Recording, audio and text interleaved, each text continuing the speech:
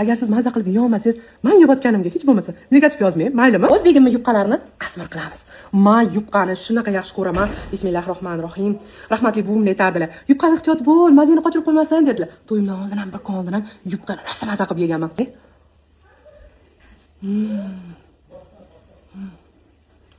Gap yo'q.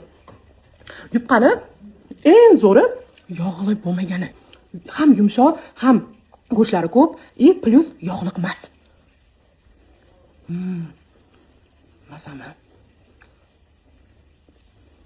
Alhamdulillah.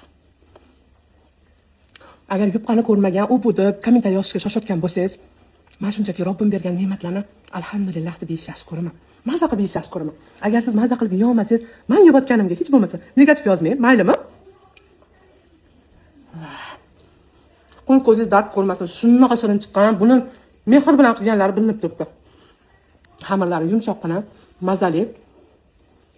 To'la qiyma. Mana. Ichlari to'la qiyma. Ham ustida, ham ichida. Mazami? Obuna bo'lib qo'ying. Hali ko'p narsa yeyman.